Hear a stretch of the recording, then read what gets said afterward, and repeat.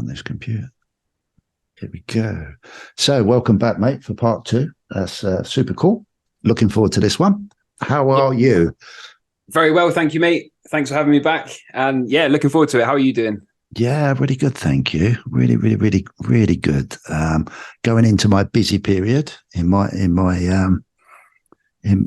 career. Because it gets colder, I guess, right? It does, yeah. I never thought about it like that. Yeah, it's really funny because like we're into like I've got well, I'm not going to bore everybody, but I've got over the years built up a lovely portfolio. A lot of my older customers, which is quite a high percentage of my customer base, are very sort of finicky on, I want to get this checked before winter comes, which is, great. It's fantastic. Yeah. But it means for me, it's 6 days a week right now until probably I have a week off at Christmas, and then it just flies. Depending on the weather, it will just be really busy probably up until April next year. So yeah, it's good.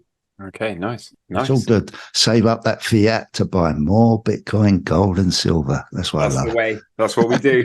That's what that's all I see now. Yes, excellent. excellent. So yeah, all good. Winston, okay? Yeah, Winston's good. And I've got my mum's dog today as well. My mum's dog is a giant whippet, and she's gone to London, I think. She did tell me. I'm terrible at remembering. But yeah, she's gone to London, I think, to see some family. Oh, excellent. And so I've got a giant whippet who's asleep currently next to my dog. Super. Mrs. Camel? Mrs. Camel she's been out and about today. I think she's done some shopping and seen some friends and her mum, maybe. Excellent. Yeah, so she's living the life. Yeah, definitely. Oh, you've got to, haven't you? And what about the weather? Weather's good where I am in the Cotswolds. The sun has come out here. Bit grey, and it was a little bit windy this morning when I was on the dog walk, but the sun is out at the moment and the wind seems to have settled, so happy days. Yeah, I know you're, I mean, obviously I don't expect you to say where you are. I know you're on the South Coast somewhere, but my sister's down in Devon, and they had some awful weather last weekend. Did that affect you at all? South Coast, anyway. I know they had a lot of rain, but it has been raining. It has been raining, and we've had a bit of wind. Yeah. I can't really remember, to be completely honest with you. I tell you what, it's funny. My mum, for example, absolutely hates the rain. So if it ever rains, and then I see my mum, the first thing she'll say, "Oh, it's raining again." But I'll go out in the rain in just a hoodie and take my dog for an adventure. And I mean, especially in the winter, the fishing gets better. The sea fishing gets better in the colder months. So I'm used to being on a pitch black beach at 1 or 2 in the morning with a 1 or 2 degree temperature outside with my brother. And yeah, we stand there and we freeze to death and we get soaking wet, all in the aim of trying to catch a cod or something. So, so yeah, I'm not really too phased by the weather. I do like the sun. I like to sunbathe when it's out. But yeah, overall, it's not something I pay too much attention to be honest. Cool. I'm going to ask you a question. Do you light a fire on the beach? I haven't done in years. When I was a teenager, we used to go to the sand dunes and have a few beers and light a fire. But no, I haven't done that in a long time. Wow. So you just muscle it up and when we get it all up. Well, where I am, we've got some of the biggest tides. Well, probably all of the sort of southwest area has got really big and fast tides. So we usually set up, and then we don't have much time to sort of make a base camp and sit there and warm up, because we sort of get the rods in the water, and then you've got no more than half an hour before we have to sort of pick everything up and run it back up the beach, because we like to fish the tide as it floods in. Cool shit. So, yeah, we do a lot of sort of shuffling backwards, and then we end up at the top of tide at the top of the beach.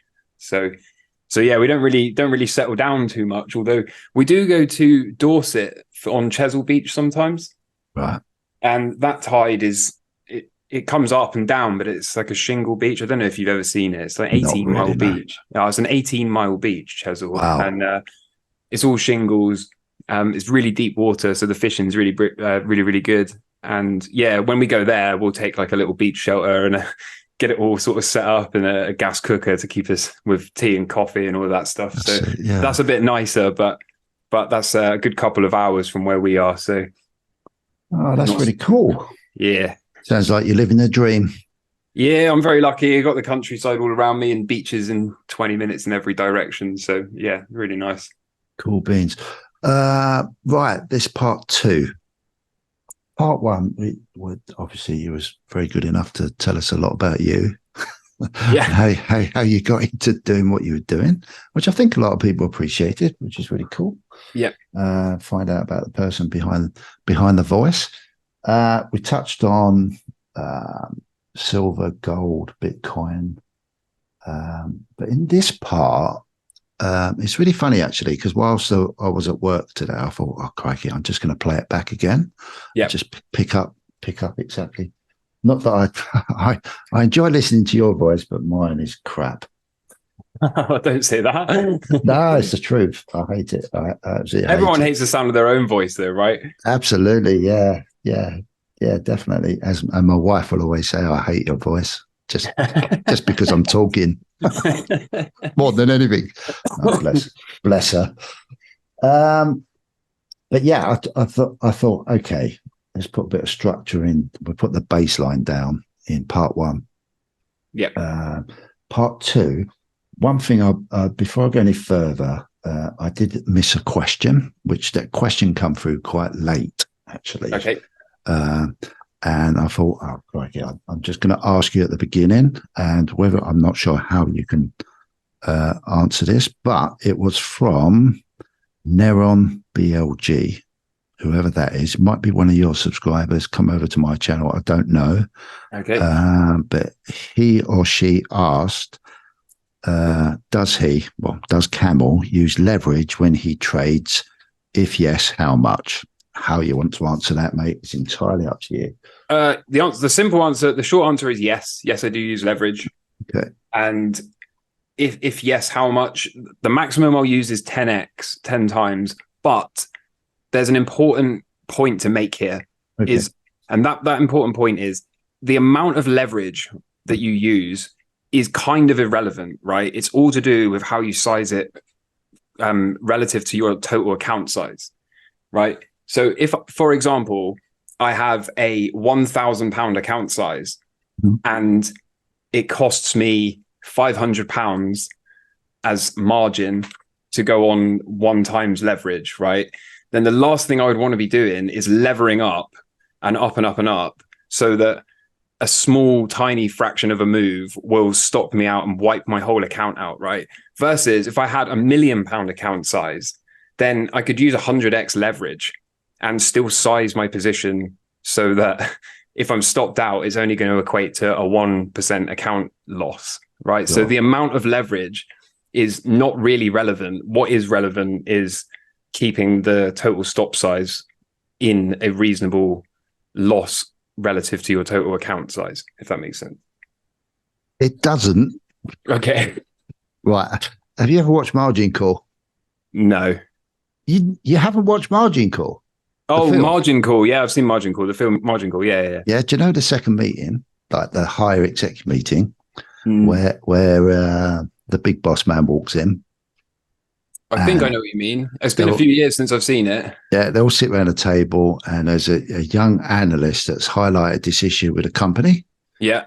And the big boss man says, eventually gets to talk to, I think his name's Sullivan.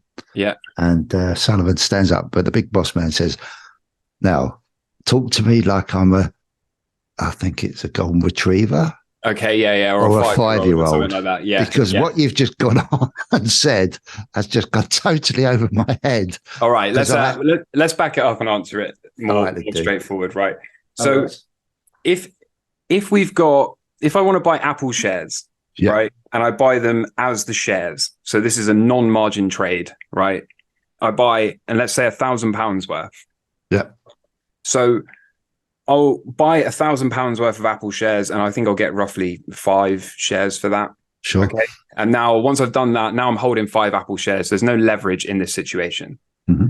But if I want to use a derivatives account, meaning I'm going to use leverage, then what I can do is increase my total exposure without spending more money, right? So how this works is through a derivative, I can say, okay, I want to buy £1,000 worth of Apple shares, right?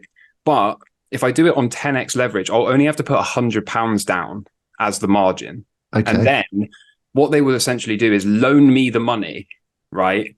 Right. And they will settle all of the stocks and the shares trading. And I, at this point, just have a bet with my broker, right? So I'm not actually owning anything. The broker will handle the actual buying and selling of the Apple shares.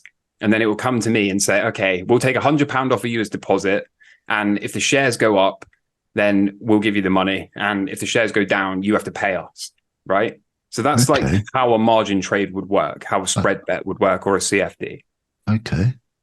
So what this means is, going back to my £1,000 account that I've got, right? Instead of buying 5 Apple shares at roughly $200 a share and holding 5 shares, because I've got £1,000, I can lever up maybe 10 or 20 times. So that means that depending on what my broker will allow me to have, I can use my £1,000 instead of to buy 5 shares.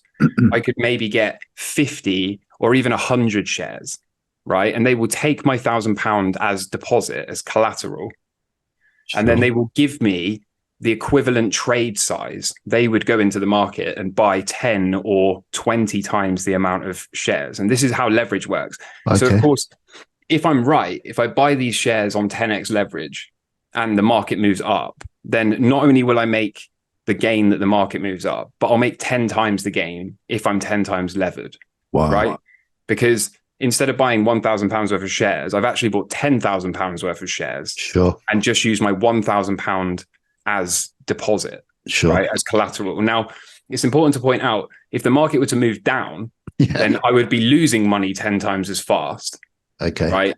And it also means that for a very small, since I only have £1,000 margin or deposit or collateral, whatever you want to call it, it's not going to need, the market's not going to need to move down very much before I'm liquidated, meaning the broker will say to me, you haven't got any more money left. You're already £1,000 down on your trade. And that is what a margin call is. The margin call is when your broker phones you up and says to you, hey, Camel, you are currently, you deposited £1,000 and we gave you £10,000 worth of Apple shares, but the market moved down and now you're already £1,000 out of pocket.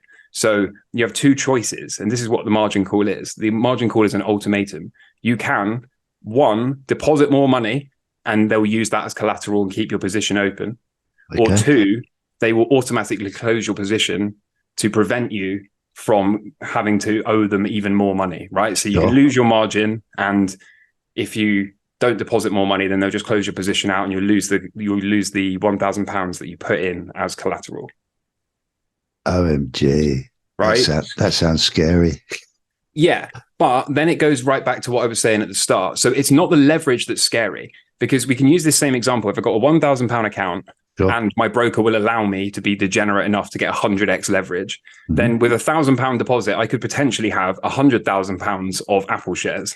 Sure.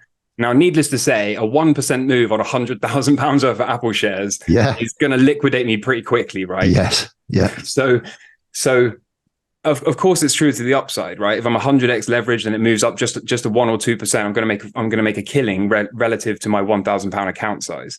But the use of leverage, right, is it doesn't matter if I'm 100x leverage or 2x, right? It doesn't matter what the multiple is. Yeah. What matters is that whatever multiple I use, that stop loss, if I'm wrong, is still not going to wipe my whole account out. Sure. Right. So if I've got my £1,000 account and I set my trade, it doesn't matter if I'm 10x or 100x leverage or 2x leverage. If I get stopped out and I'm only going to lose 50 quid, then we can live with that, right? Yeah. But if a 0.5% move is going to cost me my entire £1,000 account, and I'm going to get a margin, I'm going to get a margin call after a 0.5% move down. Yeah. Then that is an irresponsible trade, and that is a surefire way to blow your account up very quickly. Sure. So going back to the original question, how much leverage do I use? Typically, no more than 10. And again, it doesn't really matter what I use, because it would be relative to my account size, right? So I could use 100x if it wasn't going to damage me, if I got stopped out, and I might use 2x if I just want, if I've already got a tight stop, then I'll use a bigger amount of leverage. And if I've got a wide stop, I might only use 2x. Yeah. So does that make sense? Oh, it makes tons of sense now. Okay.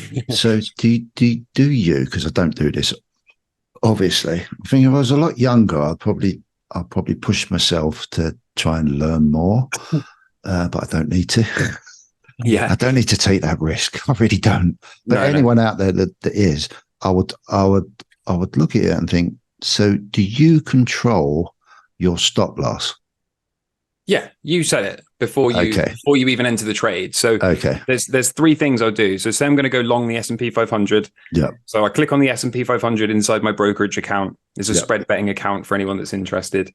And I click on the S&P and I'll either click buy or sell, meaning long or short. That's the first thing I click, right?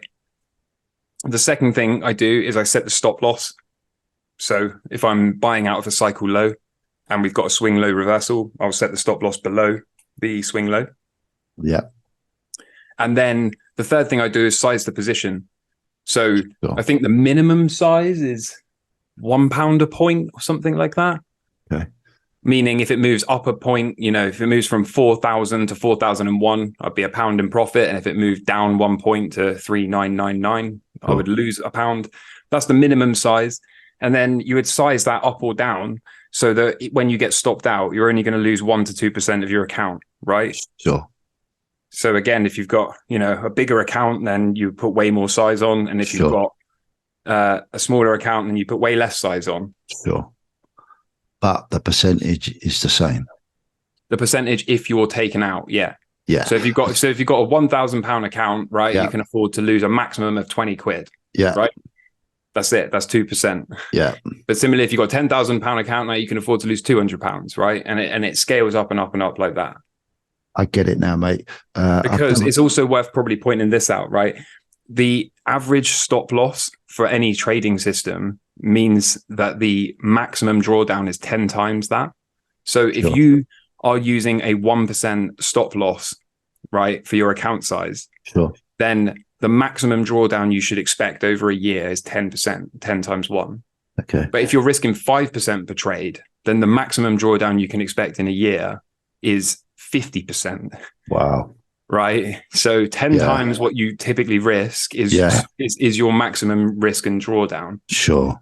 So, and that's a very standard template. There's lots of data on this that show, if you look at everyone's retail account, you take what they risk in a stop loss, multiply it by 10, and that is the maximum drawdown they're likely to experience. Sure. So by keeping that at 1 to 2%, then you avoid taking out huge chunks of your account in the absolute worst case scenario. Sure. And that would explain, not that I totally understand because I'm still a Labrador and a puppy. Now I understand when you're talking, although I don't mean this in a disrespectful way. When I listen to your channel, I don't switch off when you're talking about your stop losses and bits and pieces. But now it makes sense when you're talking about max 2%. Yeah, I mean, it makes total sense now what you're doing. Yeah, I mean, it is, like I said, it's as simple as if you've got a £1,000 account and you're taking it. Think about it like this, right? So you got a £1,000 account size, just to make the math simple. If you take a position and you're right, fine, happy days, you made some money. But if you're wrong and you risk losing £300, well, now you've gone from a £1,000 account to a £700 account. Exactly. Right? Yeah. And then if you've done that, like, it's going to be really difficult to take that £700 account size back to 1,000. Like, you're going to have to hit some trades quite nicely, right, to be able to turn your 700 into 1,000 again. Sure. And in the worst case scenario, say you make 2 trades like that in a row. So you lose 300 and then you lose 300, right? And now you've gone from having a £1,000 account to having a £400 account. Yep. And now you try and turn £400 into 1,000. Yeah. Right. Really, really, really difficult. And people, this is a big mistake people make in the early days, is one, they think they can start with a smaller amount of money, which you can't really. You need a bigger amount of money. Sure. But that's like any business, right? You're not going to start, a cupcake business or a heating and plumbing engineering business with £1,000, right? Yeah. You're not going to do it.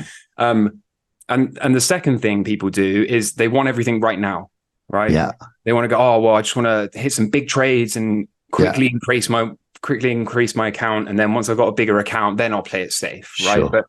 But it's really easy to underestimate the power of saying no.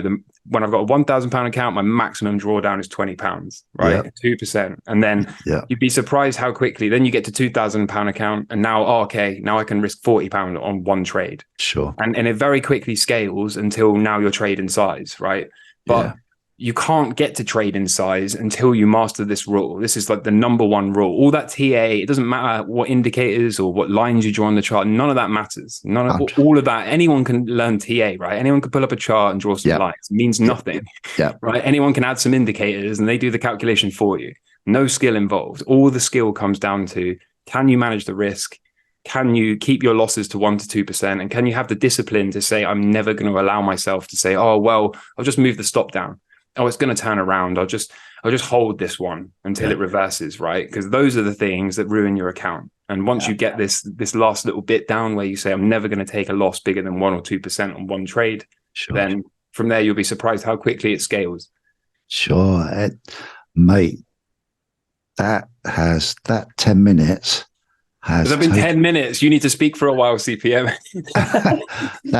No, I'll just say that 10 minutes of conversation has totally made sense. Now I understand more about your 2% rule. It's just clicked in my head now. Not that it's something that I want to do personally, but it's a great understanding as a whole, because I can now take that on board and look at more my investment strategy and apply a similar type of, I can sit there and think, okay, what's my margin and what I'm trying to achieve, and how can I apply that into what I'm trying to do myself? So that's massive, Camel. Thank you so much. No worries. And I will say this, if you are a longer term investor, so if you're not an active trader, then you could maybe go to 6%. Right. But mathematically, once you start to accept losses beyond 6%, it becomes statistically impossible to recover those losses. To recover it, So a 1% drawdown takes around double to get back, right? But by the time you get to a 50% drawdown, right? But if you allow your stock to come down 50% or whatever the investment is, 50%, now you need it to get 100% just to get back to break even. Right. So I think there's a table you can, if you Google the 6% rule or something, you'll be able to find this. 6% rule trading, and you'll see that mathematically, a 1% drawdown, you need just over 1% to get back to break even, right? 2% drawdown, you need just over 2% to get back to break even. But by the time you get to a 30% drawdown, now you need 60% to get back to break even, right? And then but like I said, by the time you get to 50% drawdown, now you need the stock to double just to get back to break even. So if you can allow yourself to mitigate those risks and keep the losses smaller, it's way easier to cut the position, right? Most of the time, if it's going to come down more than 6%, then cut the position, you'll get in lower. If you still believe in it, then just sit on the sides, right? And and you'll be able to get in way lower. But that makes perfect sense. And I can't wait for my youngest boy to watch this, because he will get it so much quicker than me. Right.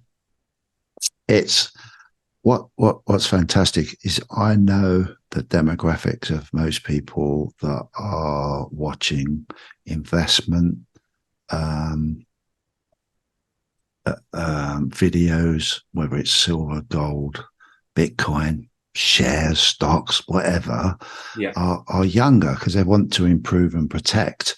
So this sort of information's absolutely vital for people that are serious about, they're going back to your serious video, which I thought was absolutely amazing. Thank you very much. Thank you. That was really cool, mate. Thank you for putting that one out there. I loved it. Absolutely loved it. It's cool. And then for me, my old wise head, now I get from our part one, when you turned and said, don't be a trader. Because it's all about emotion, risk. There's so much more to it than anything else. And you've just highlighted that yet again with a simple black lab golden retriever 5-year-old explanation. It's really cool, and it just always emphasizes to me that we're in a world where we're chasing quick rich schemes, and it just doesn't exist. Well, it does, but the odds are just so stacked against you unless you really, really do educate yourself and find channels like yourself that are willing to not fleece the people that are watching you and educate them in the way that you do. So it's so cool that you're out there, mate. It really is. Yeah, honestly, that risk management is 99% of trading. Absolutely. And the rest of it is, anyone can, like I said, anyone can do TA. Anyone can say, I'm going to buy this because the company looks good or the story's good or whatever. But if you can't manage the risk, then if you don't have the discipline to say, oh, I was wrong, cut the trade, right? If you don't have that discipline. In fact, I showed this in the last couple of videos I posted, right? Yeah. I was super bullish and I said, we're going to new highs in the stock market. I got my longs on the NASDAQ and the Dow and the S&P.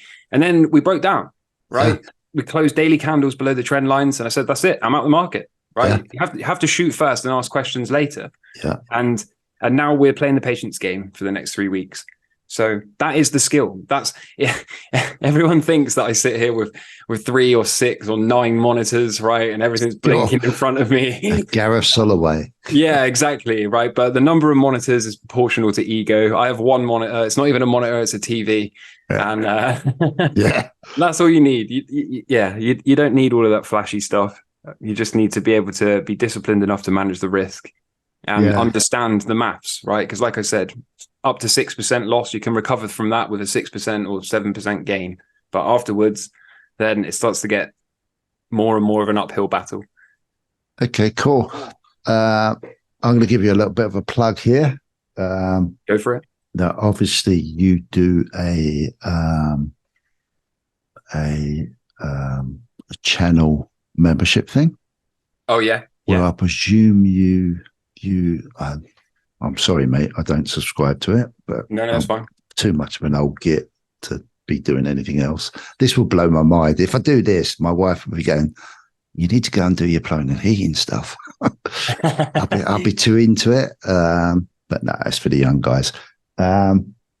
So is this something, if people that are listening to this and they want to know more, is this something that will come out more in that setup? I mean, the membership thing is primarily just for people that want to show more support than anything else. The level 3 members, I post additional chart setups. I try to find additional stocks or additional altcoins occasionally. Not really, but occasionally I'll find a chart that looks like it's about to break out. Yeah. And I say altcoins, I think Ethereum was the last one, I think. I posted a setup and said, look, this looks pretty clean. So it is what it is. But yeah, it's just a place where I've started doing for the level 3 members 1 video a week that I post in there. And the hope is that it will give those members a more direct way to ask questions or to request stocks, right? That's the main thing, because every now and again, I'll put a comment on one of my videos that says, have you got any chart requests? Throw them down below. And I get dozens, right? People I'm sure you do. And people don't just ask for 1 or 2. They'll list like 8 or 9 or 10 stocks. Yeah. And they're a lot of the times they're like out of pocket type stocks, right? Like uranium stocks or whatever. Yeah. And then I think to myself, do I really want to include this? Because for your average viewer, they come there to get a little bit of Bitcoin news and then see how I'm doing with the charts, right? Sure. And I cover the main markets on the channel, so they like to come here and say, "Oh, how's gold doing? What's Camel doing with the S&P? Whatever, Bitcoin." Yeah. But I think, or my thinking was that if I start to say, "Oh, okay, we're just going to burn through a few charts," and they're just like penny stocks that no one's heard of, and uranium stocks or wheat futures or whatever. I mean, I can do that obviously, but for the average viewer, they're probably just going to start falling asleep. And your average viewer is not going to want to buy wheat futures or uranium stocks or whatever. Yeah. So I thought, for the people that want additional charts or additional analysis or a more direct platform to say, can I make a video on this, then that's what that section is being used for at the moment. But primarily, I say this a lot to people because people comment and say, oh, I'm thinking about being a member. You don't have to. I have no intention of stopping giving away the information that I give away for free. I have no intention of, slowly weaning everyone off of that and shifting them over to a paid subscription or anything like that. Everything that you get from the channel, I'm going to keep giving away for free. I'm going to keep doing. So you don't really need to. It's just if anyone wanted a more direct engagement with me, then you could do that. And some people just like to do the minimum one, which is I think $2.99 a month, just to show some love. And I actually really appreciate it because it really does boost the channel revenue. So yeah, that's really cool. Another plug. I don't know if you noticed, I went back to your very first video. Oh, I did notice. Yeah.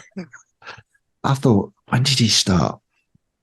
And it was back in March. Was it March of last year? I think March of last year. Yeah.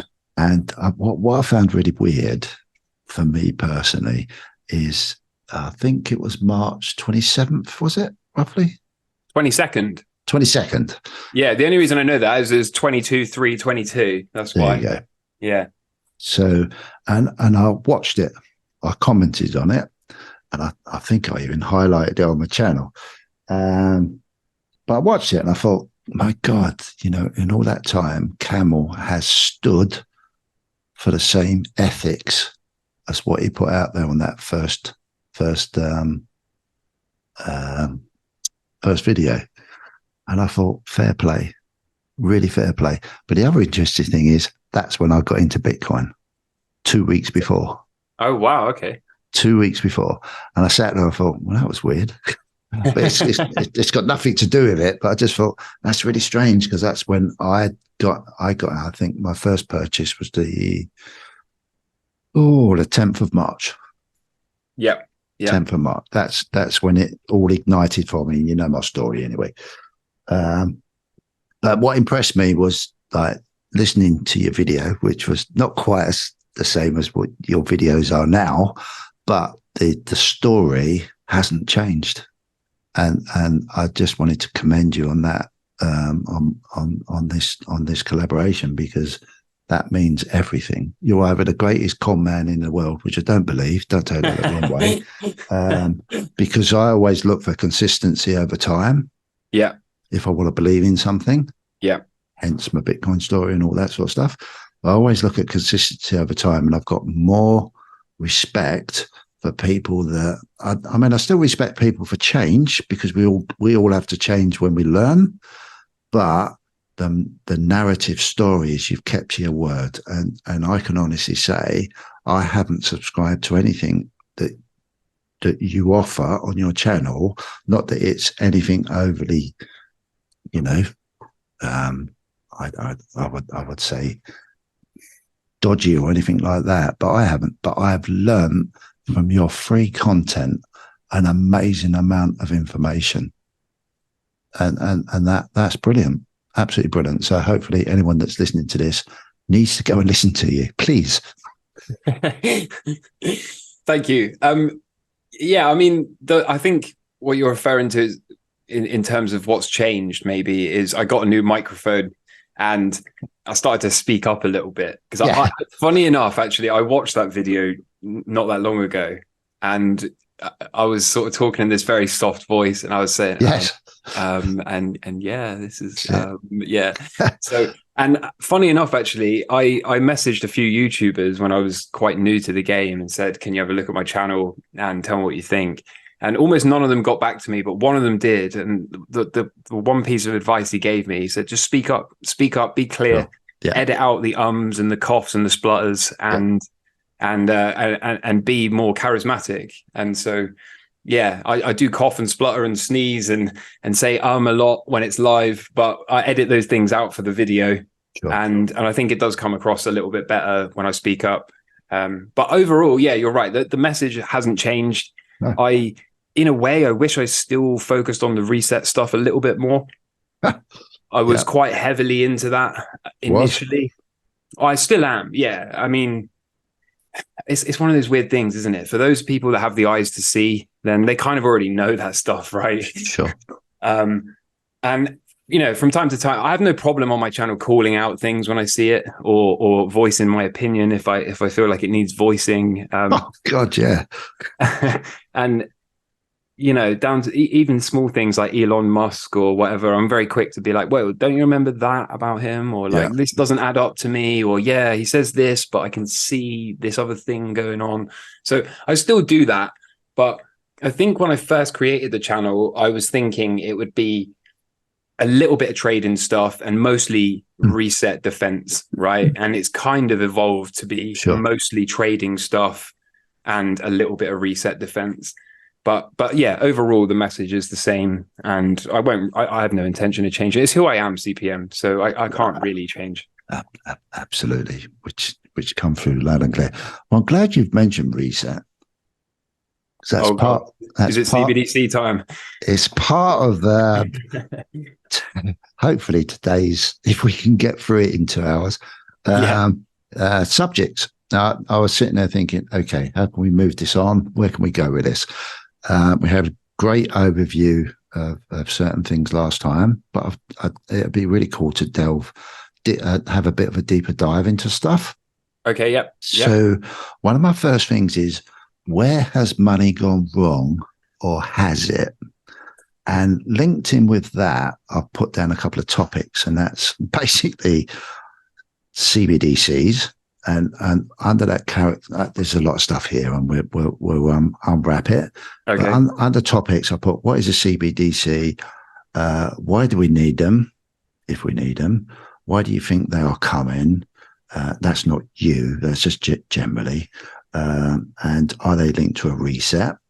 And also, I thought if we could try and have a deep dive on the understanding of what money supply is. Okay. What is it? How does it all work? How does it affect inflation?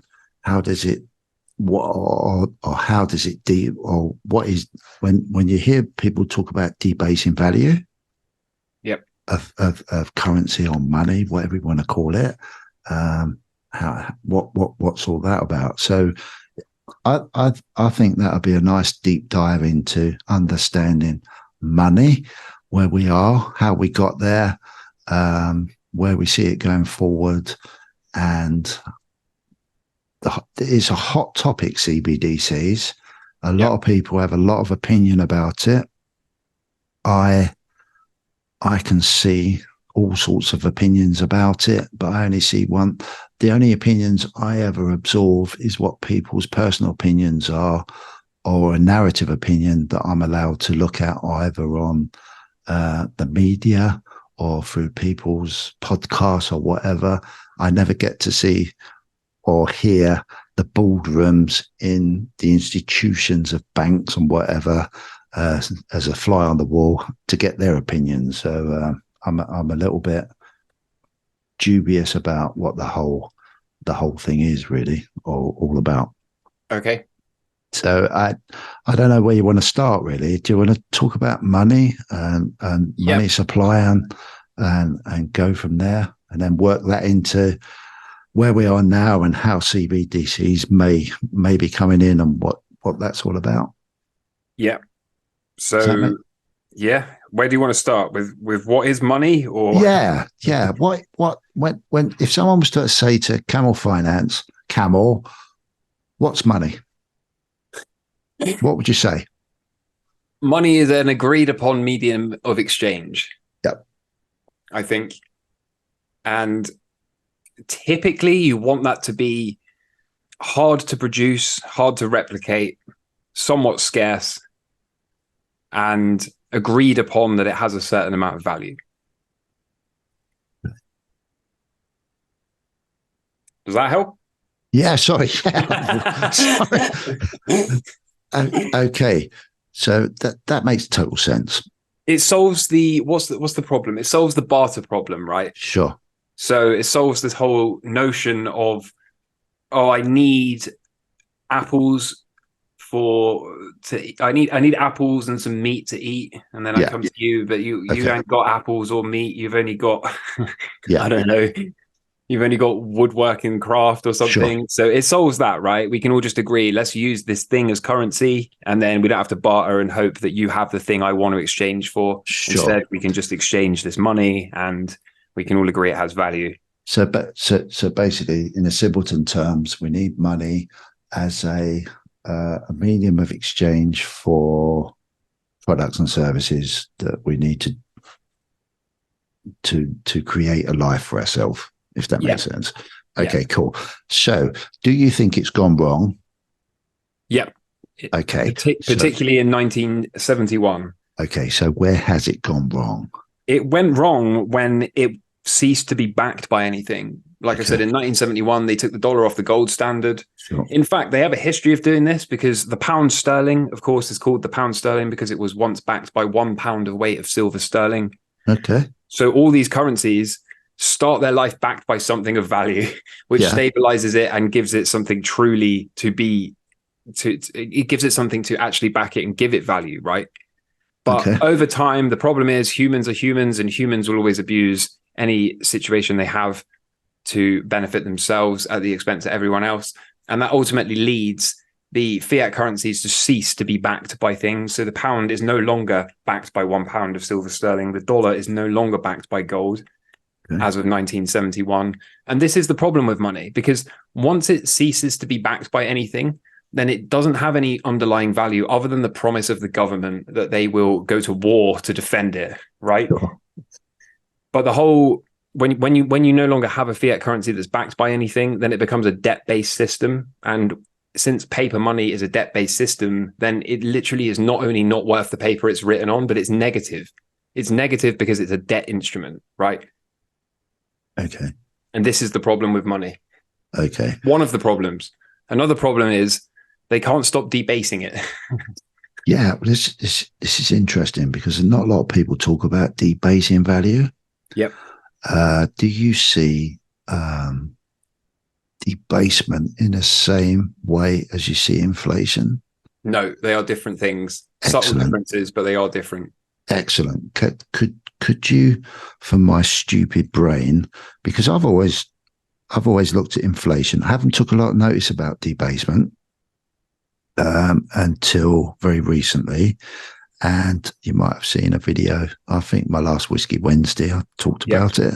Yep. And it started to, oh my God, there's another thing, just another thing to take on board when you're looking further down the line with your inflation or your get out plan. Sorry, not your inflation, your investment, or your get out plan of how you can try somehow to protect your time and energy that you're putting into earning money and converting it into something that will hopefully give you a better life later on in life. So how has inflation and debasement basically, excuse my language, fucked it all up? Okay, so I think first it's probably prudent to point out why we have inflation and debasement in the first place, right? Cool. So the primary function of inflation is it makes debt more serviceable. What does that mean? Yeah. It means if your central bank or your government or the two of them in cohorts decide to take on a bunch of debt, right?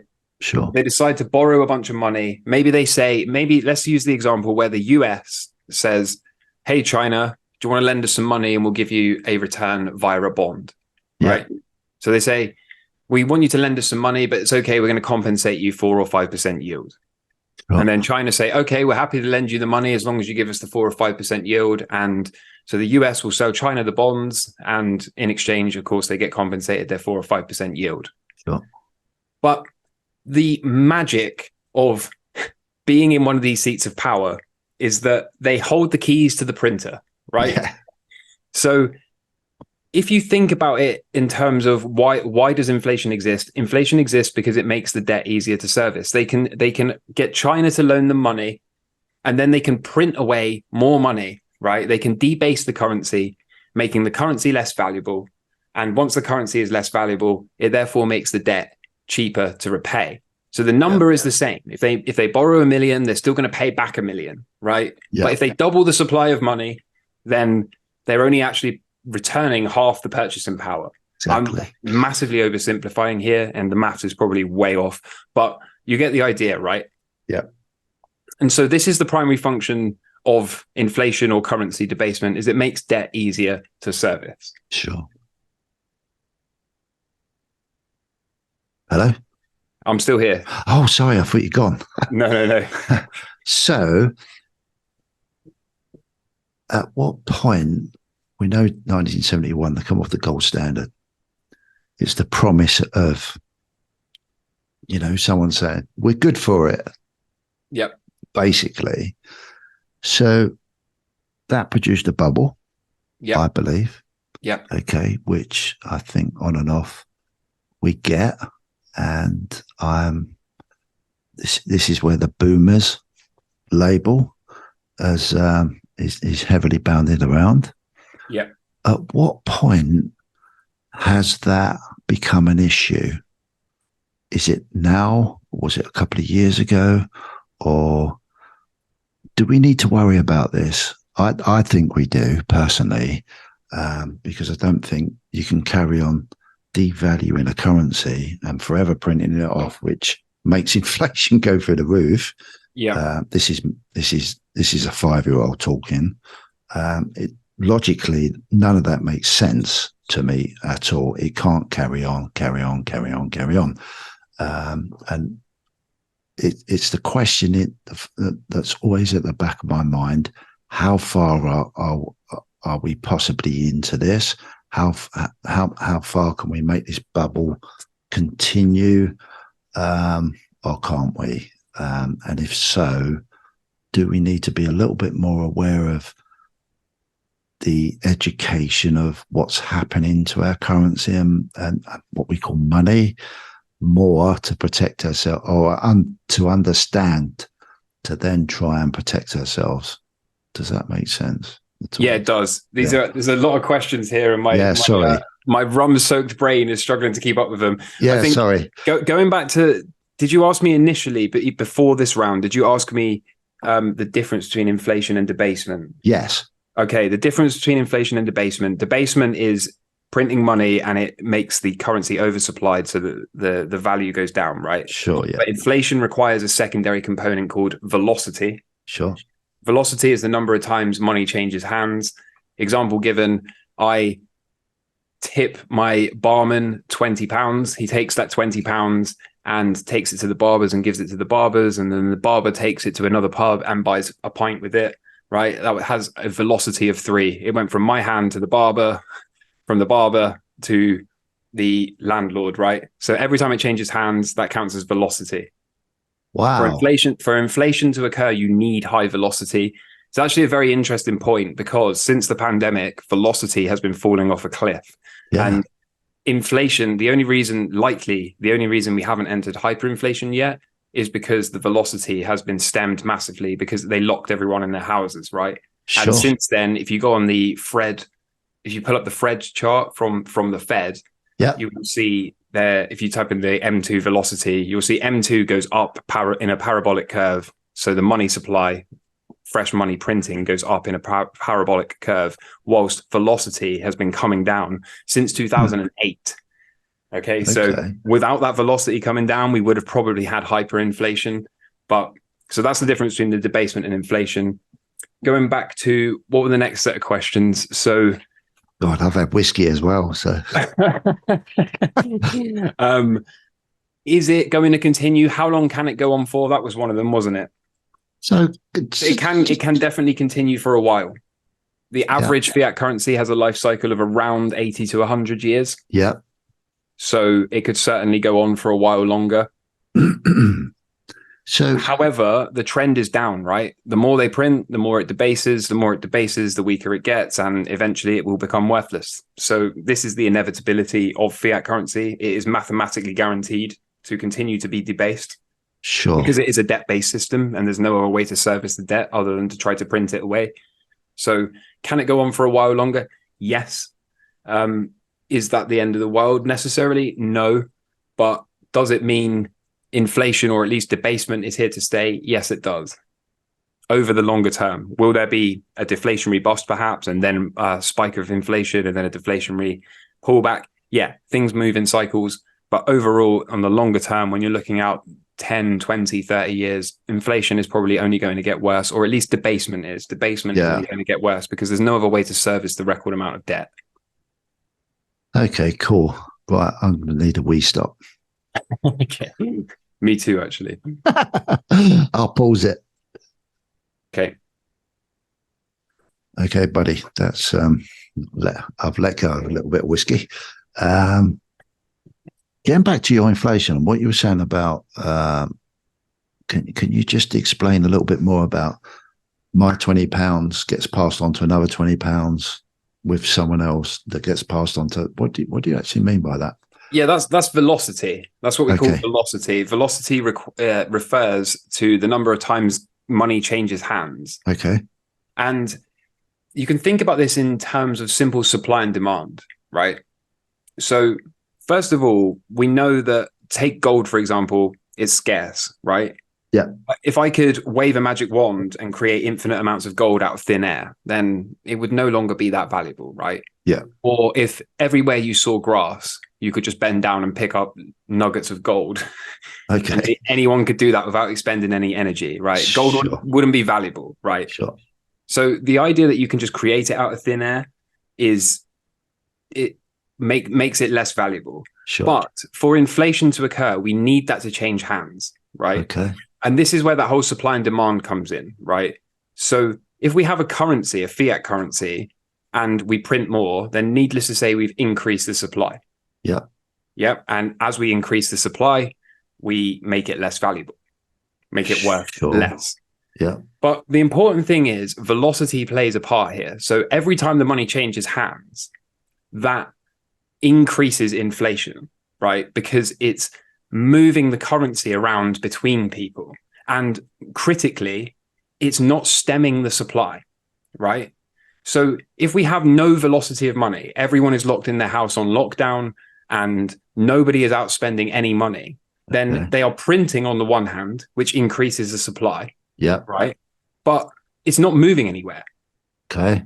So as it's not moving anywhere, as it's not changing hands, as the velocity of money is low, we can say that whilst the supply has increased, there's no real notable effects, or at least less significantly notable effects, because it's not changing hands.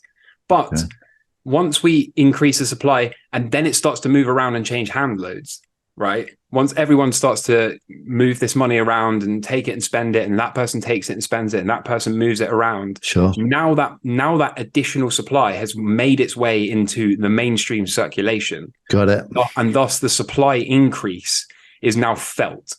Yeah. Right. So you could think of it like, as you increase the supply, that's bad. But if no one's there to spend it or move it around, then it kind of goes undetected, which going back to my magic wand with the gold, if I could wave a magic wand and create gold out of thin air, but I just kept it all in my garage, right? Yeah, yeah. And didn't tell anyone. Yeah. Right? Then none's the wiser, all right? Everyone still thinks gold is scarce. You see what I mean? But if I was to wave that magic wand, create the gold out of thin air, and then start giving it to everyone and selling it and putting it on the market, everyone would be like, wait, where's this gold coming from? This isn't scarce anymore. This is just loads of it's coming out of nowhere. So we need the velocity to see inflation. And one of the only reasons I think personally we haven't entered hyperinflation is because the velocity has been dropping off a cliff ever since 2008. Okay. So when you say that in simpleton terms, does that mean you think people are hoarding money more than spending it and moving it around? I just think that I don't think it's, when we say people, who do you mean by people? Well, sorry, generally. Average, general, like members of the public? Generally, I don't know, the institutions, the banks, because I think as a rule, the plebs, the peasants, have to move it, because if they don't move it, they can't live. Yeah, that's true. So I'm not talking about, when I say that, then I'm not implying that they don't still have to buy their shopping, they don't still have to pay for their energy bills. Yeah. But I'm saying the net effect of velocity is it's decreasing. So if you think about this in terms of a booming economy, if everyone kept getting richer if everyone kept getting pay rises, if everyone's bills weren't going up, right? Yeah. If instead of mortgages going up, they were going down.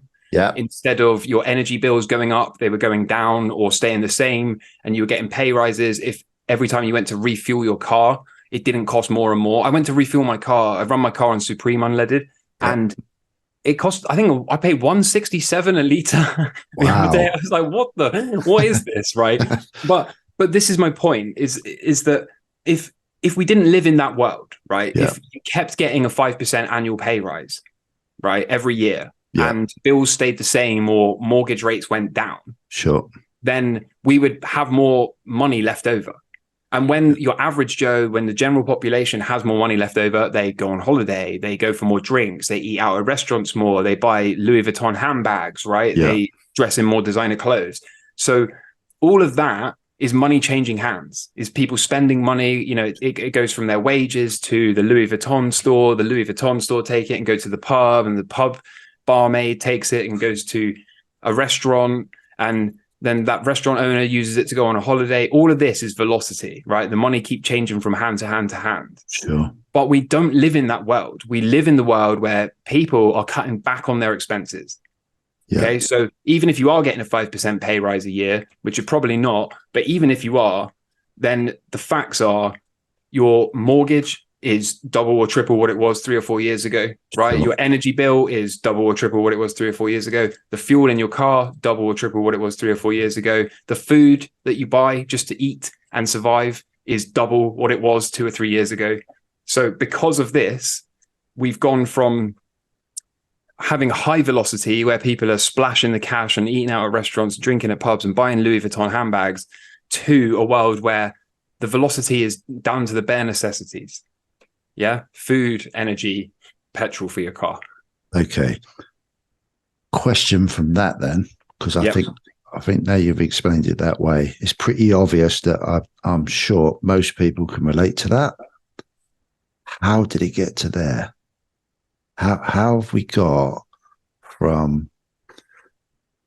How have we got from the? I don't know how old you are, buddy, but where money, credit, and I think I will be right in saying credit is a big thing with this as well. Where money is put into the economy, credit's easy, lots of cash flow, so lots of cash in whatever denomination, how you want to look at cash, whether it's digital or physical cash, isn't being passed around as fluently as what you're explaining. How has it got from the bubble of everything's cool, where there's lots to pass around, to now where everyone's feeling a pinch? What's the difference? I think it's two things, right? I think first of all, the Fed did the complete opposite of what they're supposed to do. Okay. So from around 2012 up to 2017, 2018, we had this huge bull market, right? Massive asset price appreciation. We had Trump in, and what Trump should have done, is say things are good, economy is booming, growth is there, GDP growth is there, the stock market keeps ripping to new all-time highs. What he should have said is the economy can currently withstand incremental rate hikes, right? So what you're supposed to do is, as the times are good, you gradually pile on a 25 basis point rate hike here and there, and you keep doing so, and that's how you're supposed to do it, right? You're supposed to wait for the good times and then increase the interest rates until something breaks or until things start to slow down, and then you can say, okay, well, maybe we'll start to cut rates again and stimulate further growth, right? But in fact, what Trump did specifically, was say, look, the stock market keeps going to new all-time highs. I'm going to hold rates at zero. Free money, borrow the money, right? This is the hedge funds and the institutions and the banks. Borrow the money for free. And of course, when you get free money, what are you going to do with it, right? You're going to invest it. You're going to invest it and chase yield because it's free to borrow, right? Might as well. So what we ended up seeing is this big bull market, this big, huge sort of bubble and growth of the economy. And instead of hike the rates to kind of bring everything back to normal and give us some leeway so that when things got hard, we could cut. Instead, they just held rates. They kept cutting rates and holding them near zero or even negative at times. And they just let this huge bubble unfold. Yeah. Right. Then the economy crashes and they start to hike rates to try to tame inflation.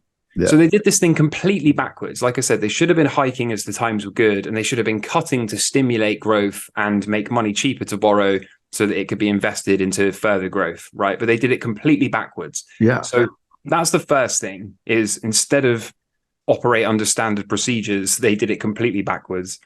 And the second thing is in 2018, the shadow banking industry collapsed. And no one really knows what shadow banks are. Even my own personal knowledge is pretty limited on this. But the shadow banking industry blew up in 2018. And very soon afterwards, what we saw was a need for massive amounts of money to be printed and for that money to be used to bail out the shadow banks. So for anyone that doesn't know, a shadow bank, and I would encourage you to go and do some research. If you type in shadow bank collapse 2018, you'll see this. Sure. What we should have seen is, what we saw was the shadow banks blow up. The shadow banks are essentially a bunch of middle banks that operate in the dark, and they're not held to the same regulation standards that regular banks are. But they are critical to the lending and the leverage sector of the banking industry. And once these collapsed, there was a requirement for a massive amount of printing to bail them out, because the entire financial system relies on them being able to continue to operate these shady credit lines. And all of a sudden, now we have an excuse to print money, right? We have C19. Yeah. So we had our reason. The shadow banks blew up. They needed a bailout. They needed massive printing. And then suddenly the pandemic shows up. And I've always thought that was the reason we had the pandemic, was because they needed an excuse to print the money to prop the system up and kick this can down the road further. So I think it's those two reasons. One, they hiked when they should have been cutting. They cut when they should have been hiking, and then ended up hiking when they should have been cutting, doing that completely backwards. And two, like I said, the shadow banking industry blew up in 2018, and that led to a massive amount of printing coming in 2019, 2020, and 2021. So what you're saying is the boys club fucked up. Yeah, but I wonder if they did it when you say effed up. Yeah, did they? Yeah. Did they, or was this a calculated, controlled demolition? Exactly. All the time you're talking, I'm thinking, well, that's convenient. I don't know what's more scary: the fact that the fact that they might be incompetent, or the fact that they are doing this on purpose, right? Yeah. I can't help but swear now, mate. It so pisses me off, because once you get a logical, because it is logic, you can't dismiss it. No. If I was, quite often I sit there and go, okay, if I was in this position, what would I do? Then I would do what they were doing. Yeah. Yeah. I would literally do it. Yeah. Because it makes sense. Yeah. Now, is it morally or ethically right? Well, that's another debate. But if you run a business and you think, shit, I really need to get myself out of this. I know it's not quite right, but it will save the face of what I'm doing. Then I'm prepared to do it. I get that. I totally get it. I really do. And that makes it very difficult for me then, because you're struck, or you're stuck between, am I a pleb, or am I looking from an elite point of view, or is there a difference? If that makes sense. Are we just human beings that will do what we need to do to protect what we know? I think. Go on, sorry. And there's consequences to all of it. There's certainly consequences. Yeah. I think. Sorry, I'm just going to jump in. Like what you're saying on part one about there's winners and losers to all trades. Yeah. If you're going to do well in one, it means someone else has done shit in it. Yep. you know, and I just look at it as that chessboard thing down to the Monopoly board thing. And I can't help but think, okay, it's no different, but it's always on a larger scale because it affects a lot more people, you know. But I can't see. I don't know what I'm trying to say here, but I just cannot see the moral difference other than the long-term effect that it affects a lot more people or price or value when you compare it to I fuck up at my small business scale to someone else fucks up on a bigger business scale because it affects a lot more people. It's a really interesting psychology. It's no different, but it is different, if that makes sense. Yeah, because the effect is on more people. Well, if I fuck up on my job, it's one or two people. Yeah. But if someone else fucks up at that level, in the same scale or on the same reason, it affects a ton more. So then we judge it and think, oh, fucking hell, you're evil or whatever. You know, it's a hard one to try and work your head around. Yeah, I think, to be honest, I don't think these people actually even stop and think about it, right? Have you seen the film The Big Short? Yes. Right. You know, like there's leverage on leverage on leverage, and there's derivatives on derivatives on derivatives, and everyone's just having a good time and making money. And then the whole house of cards comes crumbling down, right? And at the end of the film, it's like they did what they always do, which is they blame immigrants and poor people. Yeah. Right. And the whole thing starts all over again. Yeah. They learn nothing changes. And like I said, they blame immigrants and poor people. Somehow it's their fault, right? And the system just goes around again. And I don't think these people even really give a second thought to the damage that they cause. I think they're so tunnel visioned and narrow minded on how do I make more money in my career? How do I get these big, multi-million-dollar bonuses? And I can afford to take these risks because it's not with my money, it's with client funds. So if I do well, I make a bunch of money. And if I do bad, well, it's the client that suffers, right? They have no risk. Yeah. So the whole system's kind of designed for, well, not even for, it's just, the whole system is designed in a way that encourages foul play, right? It's kind of like if me and you went to a casino and I said, look, CPM, here's my card, right? You spend as much money as you want, okay? Take as much risk as you want, and no matter what happens, it's on you. If you win, you get to keep the winnings, and if you lose, I don't care. I'm gonna go. I'm going home. You have a good night, right? Of course, you're gonna withdraw the money. Of course, you're gonna keep betting big. You're gonna do what you can to try and put as much money in your pocket, right? Because what does it matter? Yeah. And I feel like that's just the problem with the system, but it is what it is. And it's also easy as an outsider to look in and say, well, that's all morally corrupt and unethical. Sure. But 99% of people, if they were in that position, would probably prioritize earning the big bucks and feeding their family over worrying about trying to change the world. Or why would you want to be the black sheep, right?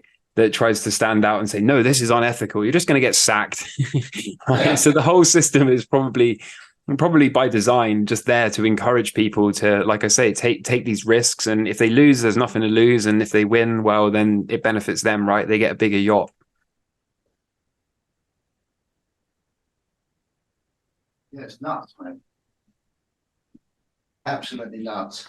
So it doesn't matter what level you're at, it's the same sort of things you're faced with. Yep. All the time. So that's really interesting. That's a great way to finish that subject to a degree and then move on. Okay, the system's fucked. And I'm sure they know they cannot carry on with the way things are going. Yeah. Does a reset then become a bit of an issue going forward? How do they reset it, and how do CBDCs fit into that reset? This is where we move from knowledge to speculation, I think. So the short answer is nobody really knows. I think even the people that are the most educated don't really know how this is going to go. No. It seems to me like everyone knows at some point, whether it's in a week, a month, or a decade, or 5 decades, the dollar is probably eventually going to be debased to worthless, right? Sure. And so is the idea to front run this with a reset? Is that what they're playing at? And does that reset involve CBDCs? Probably. Now, we could speculate for hours on how severe that will be for the average person. But I think when you look at the debt accumulation of the US, it speaks to that old trick, right? If you know you're going bankrupt, what do? The first thing you do is take on as much debt as physically possible. Because you know you're not going to have to pay it off, right? You know you're not going to have to pay it off. If you're going to declare bankruptcy, it doesn't matter if you owe 1 million or 10 million, right? Yeah. So at the point at which you know you're going to have to declare bankruptcy, the only logical thing to do is to take on as much debt as possible. Because either way, you're not going to have to pay it back. That's kind of how I look at the US at the moment. They just keep taking on more debt. Everyone knows they're not going to be able to pay it back. And whether they've got 2 options, haven't they? They can either debase the currency so much that the dollar becomes worthless and that's how they repay their debt. Or perhaps they could orchestrate some kind of reset, some kind of credit event where they reset the whole system and we move to some new gold-backed currencies all over again, just like how we always do, right? Like I said, the pound sterling eventually starts backed by a pound of silver sterling, and the dollar eventually starts by being backed by an ounce of gold. And then over time, we come off of those metal-backed standards and go into this debt-based system. So maybe we're just about that time where it is time to reset it, go to a new gold system, a new gold standard, and take it from there. Yeah. This is speculation because I'm not in those rooms. I have no idea how long they want to pub me or how long they even think they can run this for. But as a bit of a play and as a bit of I don't know, let's wave our magic wands. It makes sense to me. Okay. And I know nothing, dude. I really do. It makes sense. If I was going to run a debt system up where I didn't worry about sod it, I don't have to worry about this. I can just keep doing what I'm doing, keep printing what I'm doing. I've got the money tree that my mum told me as a kid didn't exist. But apparently it does. I've got this magical tree in my garden where I can just keep printing.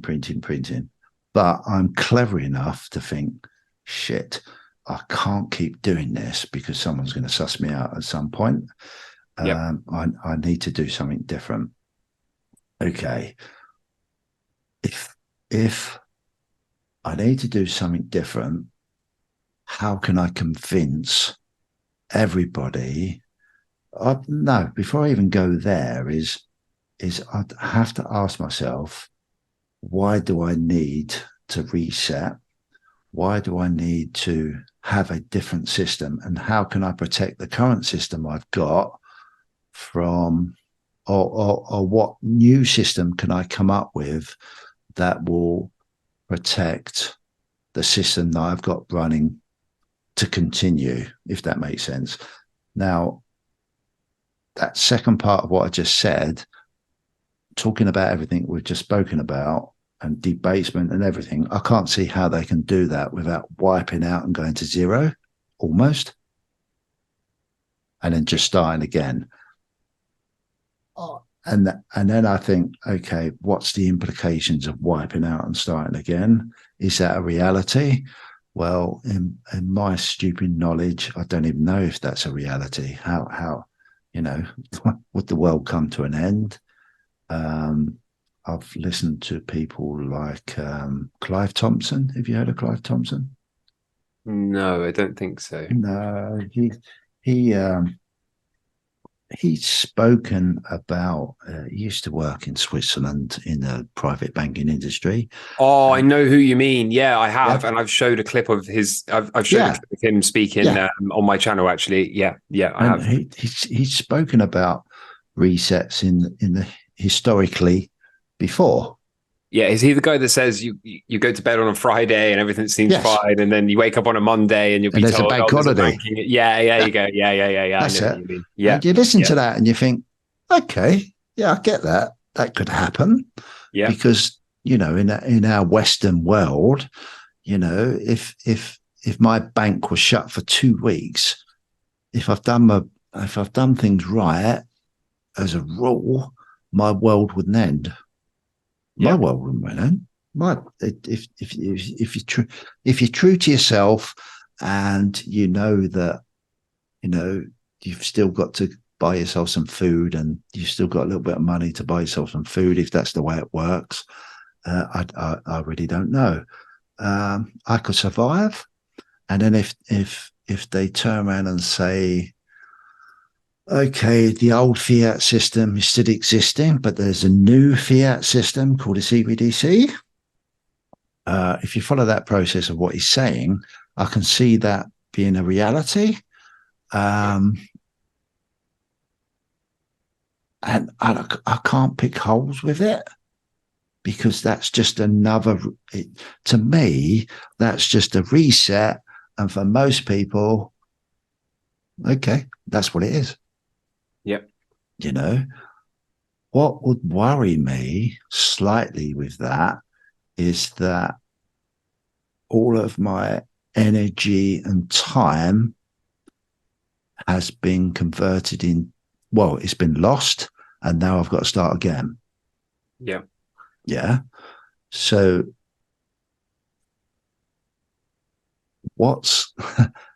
if that's the case, and it's speculation, I'm losing myself now. It's the whiskey talking. What can I make sure that the elite class, or the upper class on that chessboard, because they'll be in the same boat, what can I recognize that they have to do that I can proportion myself to make sure I'm in a position to do, if there is a reset, I've got something put away that is going to be of protect that energy and time. I'm losing myself here, mate. I might need some help. Okay. Well, I think, first of all, how to protect yourself, right? Yeah.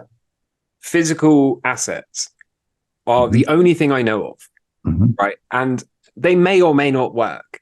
But if you own stocks in a brokerage account, and let's assume the absolute worst, right? Yeah. Total collapse of the system, confiscation of all physical property. Yeah. If that's the absolute worst case scenario, which I think it is, the absolute worst case scenario is you own nothing and be happy.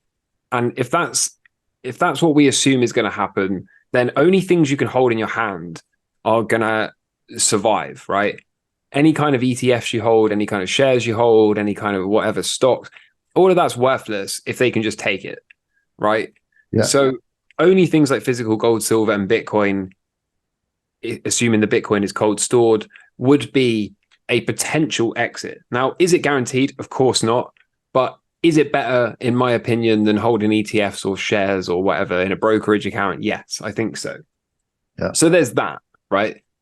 I think the other thing to point out is and this is for me personally, this is what I'm juggling with at the moment, right? I think there's two possible outcomes here. I think either they try to go full reset. Yeah. And when I say full reset, what I mean is they collapse the entire system, they steal everyone's assets, and they say, oh, well, now everyone owns nothing. Here's a CBDC, right? Yeah. Deal with it. Okay. Yeah. Better than starving, right?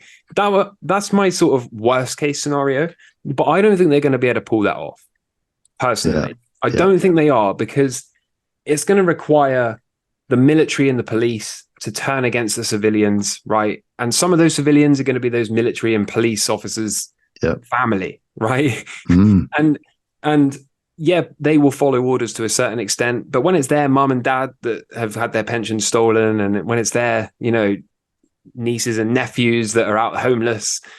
How much credence or credibility is there to that, right?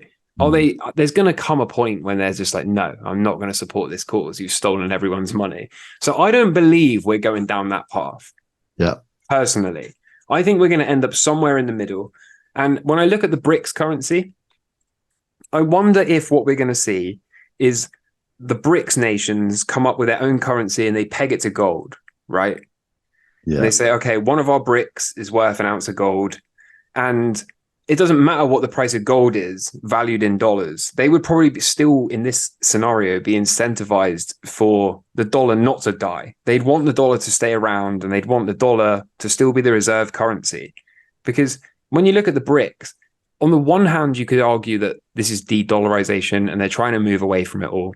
But on the other hand, I think for them, it's just kind of like a smart bet, right? They back their currency to gold, and gold is still priced in dollars. Now, it doesn't matter what the price of gold as it fluctuates up and down does in dollars, because the BRICS currency would be backed by a weight of gold, right? Yeah. So if the price of gold goes up and down against the dollar, it doesn't matter.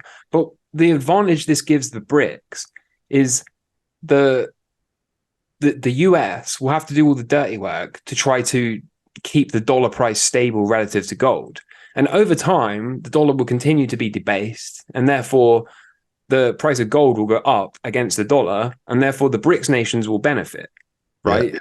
So I kind of see this sort of middle ground where everyone, because right now, keep in mind, as the world reserve currency, the dollar gets to export its inflation, right? So if the dollar decides it's printing a load of money, everyone else has to print money too. Otherwise, it messes up all the import-export currency exchanges and balances, right? Yep. So if the dollar decides to inflate, everyone else has got to inflate too. Otherwise, it's going to get really expensive for import and exports. So at the moment, because the dollar is the world reserve, it gets the privilege of exporting its inflation to everyone else. Sure. But I could see this new scenario where we have like a basket of CBDCs, and you look at the BRICS, they're already kind of doing this, right? They're going to end up probably with some gold-backed currency. Maybe they all have their own CBDCs that's backed by gold, and they just leave the dollar to do all of that inflation and currency defending and yield curve control stuff. And it doesn't really affect anyone else because they've backed their currency by gold. So over time, as the dollar gets devalued, the gold will continue to go up against the dollar, and the BRICS will just get to benefit from that. And this is kind of how I see it, as like a middle ground, because like I said, on the one hand, you've got this whole, they collapse the entire system. They steal everyone's property. All the pensions are gone. All your shares are gone. Anything you own other than the stuff you hold in your hand is gone. They steal all of that. You'll own nothing and be happy. But I just don't believe they're going to be able to pull that off. And I think we're going to end up in this middle ground where we've got like a gold standard, maybe even a basket, right? Maybe you have Bitcoin, gold, some cryptos, whatever it is, in this basket of reserve assets, and they're all linked to these CBDCs. And much like, I think I said this to you in the last episode, during the pandemic, there was the people that thought it'd be over in 2 weeks. There was the people that thought it was the end of the world and we'd all be dead. And we ended up in the middle, right? We ended up halfway between the two. Like, yes, there was suffering, but at the end of the day, it was nowhere near as bad as either end of the extreme, right? It took a lot more than 2 weeks to pass, and it wasn't the end of the world. So we end up somewhere in the middle. That's kind of my current view on the CBDCs. I think on the one hand, we could have extreme tyranny, social credit scores, and all of that horrible stuff. On the other hand, there are no CBDC implementation, and we're probably going to end up somewhere in the middle where we end up with this sort of gold standard again. We end up rebacking the currencies with some kind of assets that give them value. And from there, it's going to branch out in each way, and who knows exactly how extreme it's going to be. I do believe they're going to cause significant damage during this whole reset. Whether that reset is a total collapse or just a partial collapse remains to be seen. I do believe a lot of people are going to get wiped out. I do believe it's going to be the physical asset holders, physical gold, physical silver, cryptocurrency on cold wallets. I do believe those are the best exits, at least to my knowledge. And from there, the rest remains speculation, right? Like, who actually knows? I believe almost nobody knows. And like I say, there's the extremes on both sides, and we're probably going to end up somewhere in the middle. That's how I see it. Sure. Do you know what? It's quite fascinating listening to you, because you refer to gold a lot. Yeah. As a, what's the word I'm looking for? As a, I don't know, am I looking at a backup? Insurance. Yeah, and insurance. Yeah. Do you think Bitcoin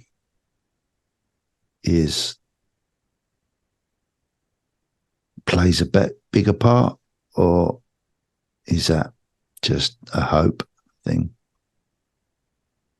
Well, I think Bitcoin has pros. Sorry. Go on. I was just going to say, sorry. It's only because you mentioned gold a lot during that. Gold is proven, right? Central banks hold tons of gold. And in the last few years, particularly as inflation and debasement has kicked up, the central banks have been buying record amounts of gold. Yeah. So logic dictates gold is going to play a part in the future, right? If it wasn't, then why would they continue to accumulate gold? Sure. Right. So from my perspective, that's a very, very, very simple bet. It's a very simple analysis. Yeah. Central banks who are in charge of the money creation and are in charge of the financial system, they are buying gold and stashing it in their vaults. Mm-hmm. Right. So from my perspective, it would be silly not to have an allocation to gold. Yeah. I think that's like the most black and white. There's no easier analysis for an investment. Right. You look at the people in charge of printing money. What are they doing? They're buying gold. Okay. You should probably buy gold. Right. Yeah. Okay. And historically speaking, when gold does well, silver does better. So you should probably have some silver too. I think that's like as simple could get. Yeah. Right? You don't really need to be a genius to work that out. Yeah. In terms of Bitcoin has historically, over its lifespan of, what is it, coming up 13, 14 years now, it has been the best performing asset. Right. But we still only sit at 600 billion odd market cap. Sure. ETFs, if they were to launch in the not too distant future, anywhere between the next month or 10 months, we could see that 600 billion become, who knows, $2, $3, $4 trillion. Yeah. 10 trillion would take us roughly approximately equal to the gold market cap. Now, can it do that? I think it can. Will it is another question, right? Yeah. For me, Bitcoin has always been binary. I've always thought you buy Bitcoin and either it becomes the exit, the insurance on the fiat Ponzi, either it goes to the millions of dollars per coin and it stabilizes in volatility as it gets bigger and bigger in market cap, and it becomes accepted and spendable, right? Either we get to a point in 10 or 15 years time where I walk into any shop or bar or pub or restaurant and I have a choice. Do I use my card or do I use Bitcoin, right? Yeah. Once we get to that stage, either it gets to that stage where it becomes this undeniable world reserve asset and is accepted everywhere by anyone, or it fails. So for me, Bitcoin has always been kind of binary. And whilst I trade around Bitcoin, my ultimate goal is just to acquire as much Bitcoin as possible because I believe it's going to succeed. Yeah. But the price of Bitcoin is kind of irrelevant, right? Like at the moment, it has not succeeded because it has not reached a stable price. It is not accepted absolutely everywhere. And it is not recognized as gold, right? Yeah. Gold, I can take to any country in the world and anyone is happy to pay the spot price for it, right? It has its value. Anywhere in the world, doesn't matter where you go, anyone you meet is willing to buy your gold off you for the price of spot because gold has its certain value. Yeah. Once we get to that point for Bitcoin, I will consider it mission accomplished. Yeah. In the meantime, I'm just essentially betting that that is the best way to exit the system. And I say that for a couple of reasons, right? Gold is good and silver, physical coins in your hand. That's a good way to exit the system. But let's assume the absolute worst of the worst, right? The complete collapse of society. You got your coin, your gold coin worth 1,500, $2,000, whatever it is. Yep.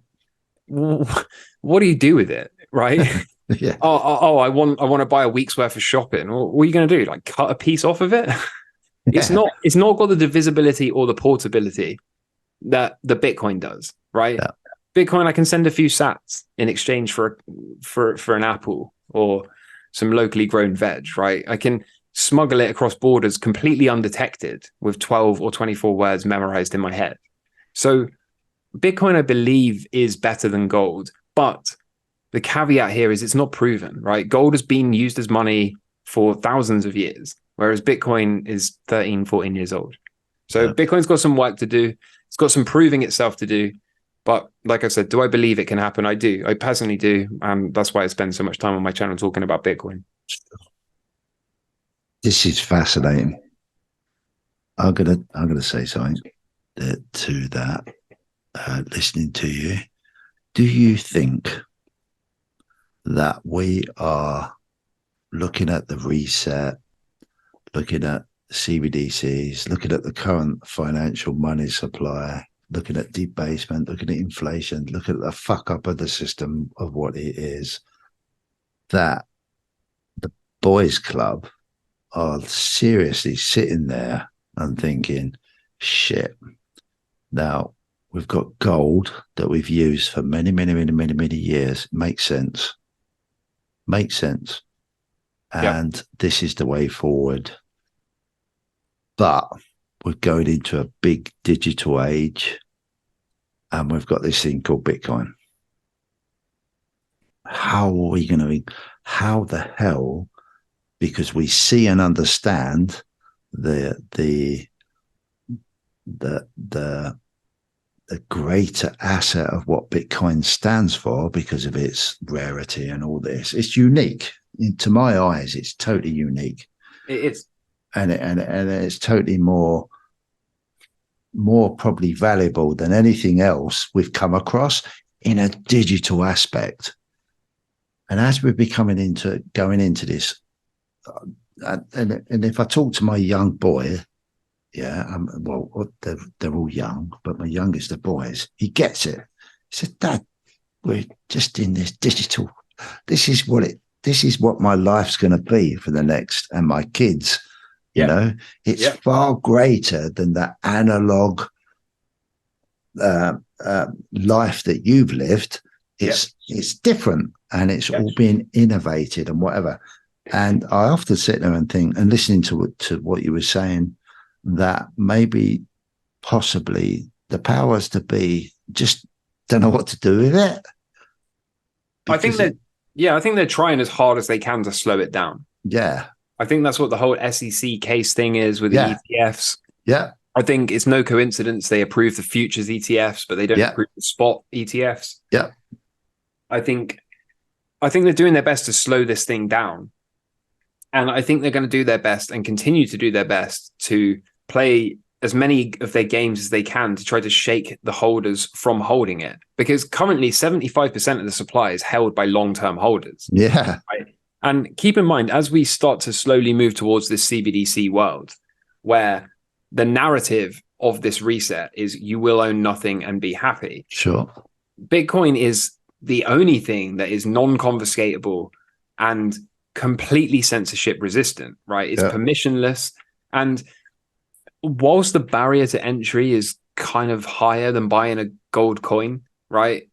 If you own Bitcoin and you cold store it using multi-sig, it's really, really hard for someone to take it from you, right? Absolutely. Because they can, assuming you have your multi-sig and they come raiding your house, right? They find one of the wallets. Yeah. Right. They could break the wallet. Okay. I would be lying to say that those wallets aren't breakable. Okay. Yeah, they can break the wallets. They can extract the seeds for most of them. There are some that they can't, but for the most part, if you give a government entity an unlimited budget and they really want to crack your wallet and extract the keys from it, they can. And that's just the facts. Okay. It's just the facts. It is what it is. Yeah. But if you've got multi-sig, right, and they get hold of your wallet, they might spend 30K trying to break the seed and extract the seed. Yeah. But if you've got the multi-sig, right, and you don't keep all of the wallets in the same house, then once they crack it or try to crack it and they realize you're using multi-sig, they have no idea whether you've got a 2 out of 3 system or a 5 out of 7 system, or you might have, you know what I mean? You might have 15 out of 31. They have no way of figuring that out. Least of all, they have no way of knowing where you keep the other cold wallets, right? Yeah. So for the first time in history, because do that with your gold, right? Sure, you can go out in the woods and bury it, maybe. Yeah. Sure, you can keep it in some of your other properties that are registered in your name, but it's not the same level of unconfiscatable as Bitcoin is, right? Bitcoin on multi-sig is truly difficult. It's a real pain for anyone to seize, even with an unlimited budget and an unlimited technical expertise, right? Such as a government entity. And this is the first time we've ever seen that. Digital property that is truly non-confiscatable if stored in the correct way. And like I said, going back to that rhetoric of you'll own nothing and you'll be happy, given that 75% of the supply is held by long-term holders, people that understand what they hold, people that store their Bitcoin correctly, then this is really a game changer. And I do really believe that if there is an exit to the system, it probably is Bitcoin, right? That's how I see it, at least. Now, to be clear, own gold and silver too, physical gold and silver. Okay, like I said earlier, the central banks aren't buying physical gold and storing it in their vaults at record quantities for no reason. So hold all three. But like I say, man, I think Bitcoin has a future. And like I say, with the whole you'll own nothing and be happy, for the first time in history, we have property that can be moved around using only 12 words memorized in your head, completely undetected and completely and truly non-confiscatable. Yeah, my stupid dumb brain, when I look at it from a logical point of view, I honestly believe that Bitcoin has become an issue to them, and they are desperately trying to work out how the frig can we keep control of an old archaic system going into a digital world. How can we keep control of the way that's worked? And I think that's a dilemma for them, and they'll get their head around it. And maybe I really don't know, but I'm kind of glad that I've got a part of it, because I do truly believe personally that it's better to have some than nothing, because I really don't think they can avoid it being the new digital gold or the new gold in a digital era. And I desperately think that people are crazy not to have a bit of it, because I honestly can't see how they're going to get around the system without incorporating it as part of the new system, if that makes any sense whatsoever. Yeah, of course. The only wrong allocation to Bitcoin is zero, right? Yeah. Just get off zero. It doesn't matter. It doesn't matter how much or how little you buy, but get off zero. Just don't hold zero. That's it's as simple as that. Yeah, and they are probably going to do their best. They're already doing their best, right? They've got the futures ETFs approved and no spot ETFs. They are BlackRock. The likes of BlackRock are out there buying, massive portions of the free float of the shares for all of the miners and for the exchanges like Coinbase, right? They are at the same time gunning for the collapse of Binance. They're doing their best to spread FUD, and maybe Binance will collapse. Maybe Binance will collapse, right? I'm not a Binance user. I have no horse in this race, but I personally don't think. I've been in the market long enough to know that when I see this level of attack on Binance, Binance probably isn't going anywhere, to be honest, right? They've got a license to print money and just acquire Bitcoin and sit back and chill whilst it does its thing. And I don't really see the reason for them to engage in foul play. So I personally don't think Binance is going to go down, but I think they're going to do their best to pretend like the likes of Binance are corrupt, and they're going to promote Coinbase because Coinbase is BlackRock's custodian, and they're going to own a controlling stake in the company, right, by buying all the shares, and they're going to buy all the shares of the miners and then own a controlling stake. I think they're going to do whatever they can to try and slow this thing down, whatever they can to try and slow it down and prevent mass adoption, because like you say, it puts a spanner in their works, right? It really does sort of slow their system down. But ultimately, I always use that beach ball underwater analogy. It's not my analogy, but it's something commonly used in the Bitcoin industry. And if you hold a beach ball underwater for long enough, temporarily you can keep it there, right? But it wants to blow up and it wants to breach the surface, and there's no real stopping it. over time, Bitcoin is going to do Bitcoin things, and it is what it is, and they're just going to have to try to figure it out. Now, if the 75% of the long-term holders somehow manage to be shaken out by BlackRock and sell all of their Bitcoin into BlackRock's hands, then we really don't have a hope. But I would think the majority of people have figured out, if you're a long-term holder, then you know what's ahead, right? You know it's a bumpy road. You know there's volatility to ride out. But like I said earlier on, we're eventually, it's either going to zero or millions, right? Yeah. That's the thing. It's either going to zero or millions. And if it goes to zero, then we're kind of screwed anyway, right? So we're probably going to have CBDCs and who knows what else. Who knows what else? Yeah. And if it doesn't, then it goes to millions, then happy days, and all of that holding and hodling and riding out the volatility would have been absolutely worth it.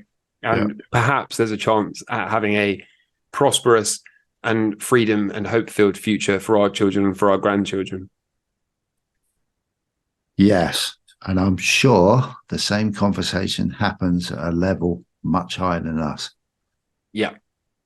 And I'm sure the answer will be the same as what me and you know in our hearts. Yeah. Totally. So that's for everyone that watches this and does their educational due diligence, will come to the same conclusion. And I think that's personally the answer. Dude, I can't believe we're normally 2 hours again. Is it 2 hours already? Almost. Almost. Wow. Yeah. Wow. Okay. So it's crazy, isn't it? Yeah, time flies. Absolutely crazy. So I think that possibly, I don't think I can express enough on my channel doing this with you to emphasize people that really give a shit. I'm going to be passionate now. Yeah. Absolutely really give a fuck, really give a shit about their future, not to go out and educate and learn from our discussion, because I think it's very powerful. I know probably, I'm not going to talk for you. I'm going to try and preempt this. I know you're not out there to make anyone do anything, just like I'm not. But I would really, really, really encourage, especially the younger people out there, to really seriously sit there and think about their future and to really get to grips about this chessboard, monopoly board type situation that we're in nowadays, and encourage you to go and see Camel and follow Camel. You don't have to be, and I'm proof of that, you don't have to be wanting to be a trader to trade and a swing trader. Yes, obviously, if you want to, go and look at his channel. But if you just want to be educated, to make you understand and realize that what's going on is a reality, and to improve what you're trying to achieve in life for you, for your family, for your children, go and visit Camel, because and other channels like that, which are pretty rare, to be fair. Which leads me to go on to maybe now we've discussed all the shit. Yeah. Maybe we could do just one more, if that's okay with you. We can do as many as you like, mate. And just talk about, okay, what would you do? What would I do? What would make sense, just from our own personal point of views, for them people to push and open that narrative in their own minds, to try and protect themselves on part 3, and maybe that's it, and then revisit it every now and then. Yeah, no worries at all. Does that sound good with you? Yeah, absolutely fine, mate. Cool. So I can't thank you enough. Thanks for having me. You know the worst thing about this, mate? What's that? I could sit here and talk about this forever, but one thing I've very quickly learned is talk is cheap, what we need to do is quickly understand, talk, and education, and then put it into practice. Sure. Yeah. And so I would encourage everybody to, just learn, and then do the best you can. Because I know a lot of the conversation is pretty doom and gloomy. And I think in reality, I don't know what you think, Camel, but I think we're at a time where we can't avoid doom and gloom. Yeah, I mean,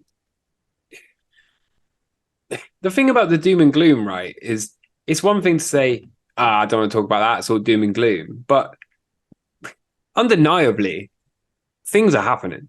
Yeah.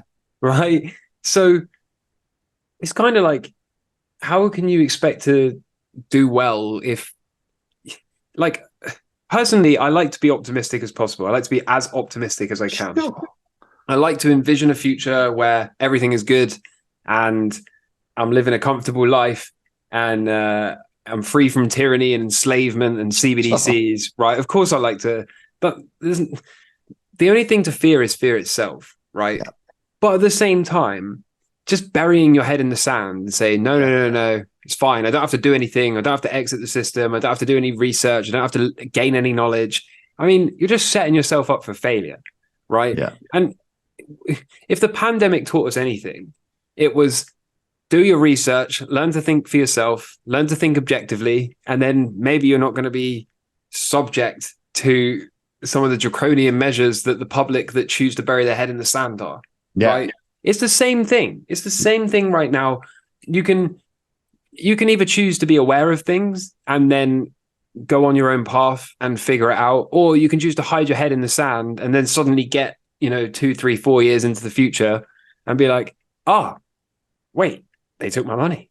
I didn't exit the system. I got no gold. I got no Bitcoin. Oh, wait, what do I do? Right? Like it is what it is. So being aware does not necessarily mean you have to be a pessimist. It just means look around you, use your eyes, right? Use your intuition and try to figure it out. Absolutely. So can I suggest as a part 3? Yep. Is how can we protect ourselves, knowing what we know now, what we've spoken about? Yep. And that is not that's a given, but how can we work out all the risk to try and protect ourselves? Yep. And we can ask the question, is the future going to be very different to what we used to? Yep. That's a great question, I think, in my eyes, to ask myself. Yep. And we'll invest in change in the future. And what indicators do we watch for? Yep. Watch out for. Okay. I think that'd be a great part 3. Yeah. That's going to be the toughest of all. It will be. Because I'll tell you now that I've, not to blow my own trumpet, but I think I've done pretty well at staying on the right side of the market this year. Sure. I think I've done pretty well at calling the bottom of Bitcoin and not being shaken out as of yet. Now, we could break down and I could be wrong, but assuming I'm right and we continue to move up, then it would have been a good year, right? Yeah. But if you say to me, and I get this question from time to time as well, people ask me in the comments, where do you hide? Yeah. If assuming I'm right, assuming we get this big collapse that comes after the new all-time highs are set, what happens then? And the answer is, I don't know. I don't really know. I mean, I know the physical gold and silver and the physical Bitcoin is the exit, but this is going to be a really tough one. This is new territory for me, right? Yeah. I've grown up and built my career in an environment where you buy the dips and the thing goes up, but we're going to truly enter some kind of credit event, some kind of deflationary bust, then this is going to be the first time for me. This is going to be as new to me as it is to everyone else. So it's going to be a difficult one, and I don't have all the answers. I'm still trying to find the answers. Yeah. But yeah, that's going to be a tough conversation. I know that, but I'm sure we'll get through it, and I'm sure we'll enjoy it. Yeah, for sure. And the great thing for anyone watching this, if you're looking for answers as a I'm your daddy, then you can fuck off because I'm not your dad. If you're looking for answers to look at your educational fact to say that, oh my God, I can recognize what's going on. And now I'm educated enough to try and make my own decisions, then stay tuned. Yep. For sure. Because I'm not your daddy. I'm not your daddy, Camel, and you're not my daddy. That's for sure. If you are my daddy, hello, Dad. For sure. Right. And I think that's really important to put across. So many people that I observe at a younger age are looking for somebody to tell them what to do, rather than understanding this could happen or that could happen. And I've learned, I don't know about you, Camel, but in my lifetime now, I've learned I'd rather know that I was wrong and actually understand how I got to be wrong, to then achieve how I could limit the risk not to be wrong next time, than be totally naive and get it fucking wrong big time. Yeah, 100%. Yeah. And I suppose that's what would be really cool if we can achieve in part 3. Yeah, the difference between boys and men is the lessons they learn, right? Absolutely, dude. Yeah, without a doubt. And if we can achieve that, then I think we've done a great trilogy of collaborations. Yeah. And hopefully people can find some value there. And yeah. Case, right? Yeah. And I think the message will always be, Camel's not the magic wand. I'm definitely not the magic wand, for sure. Although my kids and family think I am after time, but they're beginning to realise that I'm not, and they're their own magic wand. You know, it's a game, and it's about positioning yourself in the game. For me, I see it as positioning yourself in a game where, hopefully, your analogy, limit the risk, and hopefully improve the risk to be on the right side of where you want to be in life. Yeah. That makes sense? I think so. You want to put anything to that? Nah, I think you hit the nail on the head, to be honest, mate. Really? Yeah, I think so. Oh, no way. I'm not that wise. Yeah, thank you for having me. I appreciate it. And I look forward to part 3, mate. Yeah, for sure, mate. One thing I should have asked you last time, where can people find you? Where do you hide on social media? Other than YouTube? Honestly, I hate social media so much. It's awful, isn't it? Yeah. Outside of Camel, you can find me at Finance Camel on Twitter. Yeah. Finance_Camel. And you can find me at Camel Finance on YouTube. Outside of that, honestly, I hate social media. I don't have any social media profile for myself personally. Good outside of this world. It's not for me. I like to keep a low profile. I'm not interested in everyone else's stuff. I don't like being able to be looked up either. That gives me the willies. Yeah. So yeah, I'm not really a social media guy, but I do have Twitter, Camel Finance, and it's like I said, it's Finance_Camel, and then I have the @Camel Finance YouTube channel. Wicked so you can find me there if you're interested, and if not, I understand. Bless your little cotton socks. I love it. What rum do you drink, mate? At the moment, Morgan Spiced. Captain Morgan's voice. Yeah, it's not a top shelf one or anything. Yeah. Do they do different ones of that? Captain Morgan's, yeah, they do a dark rum and is there a white rum? I don't know about a white one from Captain Morgan's. They probably do, right? But do you have anything with it? Diet Coke. Diet Coke. And how much rum do you go through on a podcast like this? Or I went through a what's it called? A 20 cl bottle. Jesus Christ! It's like eight shots or something. Wow. Last time, shouldn't say this. Last time I went through half of a normal bottle, like a 70 cl bottle. So that was about 50% more. But, it's so cool though, isn't it? Yeah, I don't know. It goes down easy with Coke. Yeah, absolutely. I love it. This is like, I've got to be very careful doing these. It's like my Whiskey Wednesday can be quite bad, and you can always tell when I go too mad and too passionate. I've had a lot, which I'm due another one soon. But it's cool because you should be able to chill out. You should be able. One of the greatest things that I've if you can make sense while you're having a drink, then you're halfway there. Yeah, I see what you mean. If you lose the plot, then definitely you should be drinking coffee. Yeah, you're doing these things. It's really cool. Really cool. Thank you very much, dude. Thanks for having me, mate. What are you doing the rest of the weekend? Chilling for this weekend. I'm just looking at calendar right quick. Yeah, this weekend, nothing going on. Next weekend, me and Mrs. Camel going out to a fancy restaurant. We went a month ago, and we got this wine pairing with a meal, right? Yeah. And we thought it would be like smaller, reduced portions. All right. But it wasn't.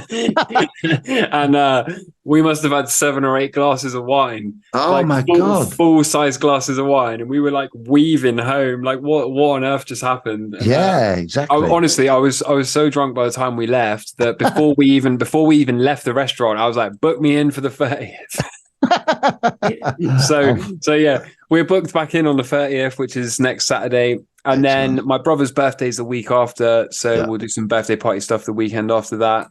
This weekend, like I said, I think I said earlier, I got my mum's dog for the weekend, so chill out with him, take him to the beach tomorrow maybe, or the woods, and just chilling out until Monday really. Cool. What about you? Mate, not a lot. Not too much. Wife's been Chinese? working today. We didn't have a Chinese last week. I got that wrong. My wife was actually cooking a steak. Lovely. Whilst I was finishing that up, but we've got a nice bit of salad and whatever. We're trying to eat healthily if we can tonight, and then we'll just chill out. My son's working really late tonight, so he's getting a lift home, and we'll just have a bottle of wine with tea, enjoy each other's company. Lovely. And then tomorrow, just the normal shit, really. Yeah. Nothing. And just look forward to another, hopefully, earn more fiat week and deploy it into Bitcoin. I've got a story for the next time I'm with you, mate, because I've done something probably a lot of my community wouldn't like. So. Okay. Yeah, I'll let you know next time. Okay. Interesting. Yeah, interesting. Yeah. But that's my conviction on what I'm trying to do. So I'll let you know. Cool. There's a teaser. Looking forward to it. Yeah, no worries. You have a good week, mate. Take care. Thank you very much indeed. Really appreciate it. I appreciate your time. Oh, no probs, mate. No probs. Thanks for having me. And yeah, dude, I really enjoy your company. It's really cool. And I love same here, bro. Same here. I really love what you're doing. I think it's really fantastic. Thanks, man. I appreciate it. Take care. Everyone, go out, check Camel. Definitely. Take care. See you soon. Cheers. Bye. Bye then. Bye.